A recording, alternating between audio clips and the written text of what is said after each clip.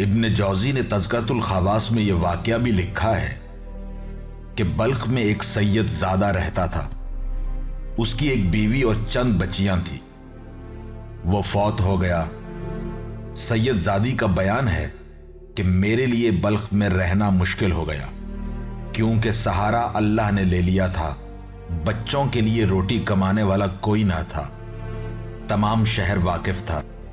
اس لیے عزت نفس کو بچانے کی خاطر میں نے بچیوں کو ساتھ لیا اور سمرقند آ گئی۔ موسم سردی کا تھا، برف باری ہو رہی تھی۔ میں نے بچوں کو مسجد میں بٹھایا اور خود باہر کھانے اور ٹھکانے کی فکر میں گئی۔ ایک جگہ بہت سے لوگ جمع تھے۔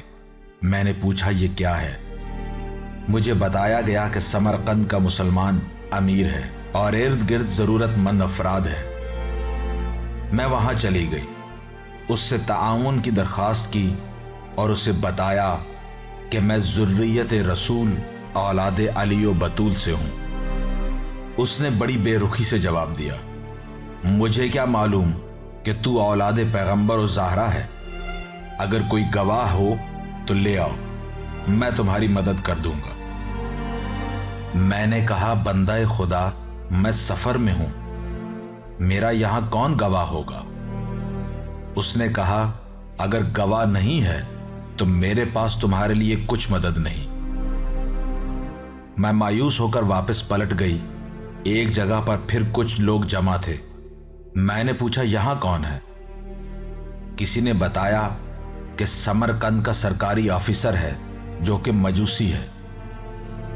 میں نے سوچا کہ اب کسی مسلمان سے تو کسی تعاون کی امید نہیں ہے کیونکہ وہ تو ہو سکتا ہے اب مجھ سے مسلمان ہونے کا بھی گواہ مانگے۔ یہ غیر مسلم ہے، ممکن ہے یہ کسی قسم کا گواہ نہ مانگے اور ایک ضرورت مند انسان کی حیثیت سے تعاون کر دے۔ یہ سوچ کر میں وہاں گئی۔ جتنے مرد کھڑے تھے سب نے مجھے مستور سمجھ کر راستہ دے دیا۔ میں اس کے سامنے گئی اور اسے بتایا کہ میں مسلمانوں کے نبی صلی اللہ علیہ وآلہ وسلم کی اولاد سے ہوں۔ تم لوگ اگرچہ غیر مسلم ہو لیکن ایک معاشرہ کی وجہ سے وہ سلوک تو دیکھتے اور سنتے رہتے ہو جو مسلمان اپنی نبی کی اولاد سے کر رہے ہیں۔ میں بلخ سے آئی ہوں، میرے ساتھ میری کمسن بچیاں ہیں جو مسجد میں بیٹھی ہیں۔ امیر سمرقند سے مدد مانگی ہے، اس نے گواہ مانگے ہیں۔ میں نے اسے کہا بھی ہے کہ بھلے آدمی گواہ انہی سے مانگے جاتے ہیں جنہیں کوئی پہچاننے والا ہو۔ جو مسافر ہوتے ہیں انہیں کون پہچانتا ہے اور ان کی گواہی کون دیتا ہے؟ لیکن اس نے میری کوئی مدد نہ کی۔ اب اگر تم میری مدد کر سکتے ہو تو کر دو۔ وہ مجوسی اٹھ کھڑا ہوا، نوکر بھیجا کہ جا کر میری بیوی کو ساتھ لے آ۔ وہ گیا، کچھ دیر بعد اس کی بیوی آ گئی۔ اس نے کہا اس بیوی کے ساتھ جا، مسجد میں اس کی بچیاں بیٹھی ہیں، انہیں ساتھ لے کر آ۔ اپنے گھر میں علیحدہ کمرہ دے، سفر کی تھکی ہوئی ہیں، انہیں غسل کے لیے گرم پانی دو، نئے کپڑے دو، کھانے کا انتظام کرو۔ وہ مستور میرے ساتھ آئی۔ اس نے بچیوں کو اپنے ساتھ لیا، ہمیں اپنے گھر لے گئی۔ ایک آراستہ کمرہ دیا، گرم پانی دیا، نئے کپڑے دیے اور کھانے کو بہت کچھ دیا۔ تھکی ہوئی بچیاں جلدی سو گئی۔ میں نے مصلی بچھایا اور مجوسی کے لیے اللہ سے دعا کرنے لگ گئی۔ رات ڈھلی ہوئی تھی کہ دروازہ پر دق الباب ہوا۔ مجوسی خود دروازہ پر گیا۔ دروازہ کھولا تو مسلمان امیر اپنے نوکروں کے ساتھ کھڑا تھا۔ مجوسی نے پوچھا کیا بات ہے؟ اس نے کہا میرے مہمان آپ کے پاس آئے ہیں، انہیں لینے آیا ہوں۔ مجوسی نے کہا وہی جن سے کل تو نے گواہ طلب کیے تھے؟ اس نے کہا ہاں میں شرمندہ ہوں، مجھے میری مذہبی غیرت نے شرمندہ کیا ہے کہ تو نے مجوسی ہونے کے باوجود انہیں گھر میں جگہ دی اور میں مسلمان ہو کر ان کی مدد نہ کر سکا۔ یہ سن کر مجوسی مسکرا دیا۔ اس نے پوچھا اس میں مسکرانے کی کیا بات ہے؟ مجوسی نے کہا ابھی تک تیرا ذہن درست نہیں ہوا اور تو فریب سے باز نہیں آیا۔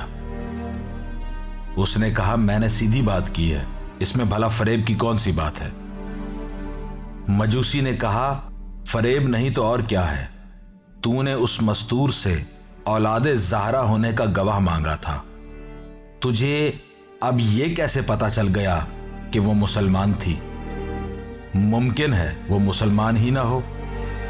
اگر سیدھی بات کرنا چاہتا ہے تو یوں کر کہ تو نے خواب میں میدان محشر دیکھا ہے، اس میں نبی کونین صلی اللہ علیہ وآلہ وسلم کو دیکھا ہے، تو نے ان سے پانی مانگا ہے، انہوں نے نفرت سے منہ دوسری طرف کر لیا، تو نے کہا کہ میں آپ کی امت سے ہوں، مجھے پانی پلائیے، انہوں نے تجھ سے گواہ مانگے ہیں، تو نے دائیں بائیں دیکھ کر کہا ہے کہ حضور مجھے یہاں کوئی پہچانتا بھی نہیں، میں گواہ کہاں سے لاؤں؟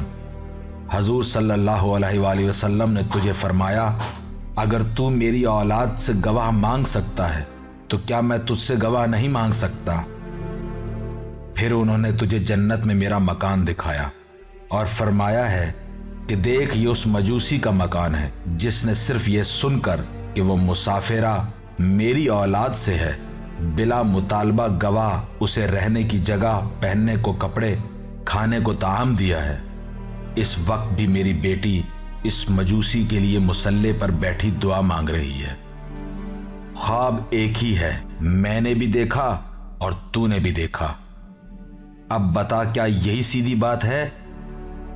اس نے کہا کہ واقعاً مجھے یہی خواب اس وقت تیرے دروازے پر لایا ہے، تو ایسا کر مجھ سے 1000 دینار لے اور بیبیاں مجھے لے جانے دے۔ مجوسی نے کہا اگر تو 1,00,000 دینار بھی دے تو بھی میں اپنے گھر آئی ہوئی برکت تجھے نہ دوں گا، بھلا میں تجھے وہ مستورات کیسے دے دوں جن کے قدم کے طفیل میرے قنبے نے کلمہ پڑھ لیا، جن کی برکت سے میں نے خاتم النبیین صلی اللہ علیہ وآلہ وسلم کی زیارت کی، جن کے صدقے میں میں نے زندگی میں جنت میں اپنا مکان دیکھ لیا۔ جا گھر آرام کر اور آئندہ خیال رکھنا۔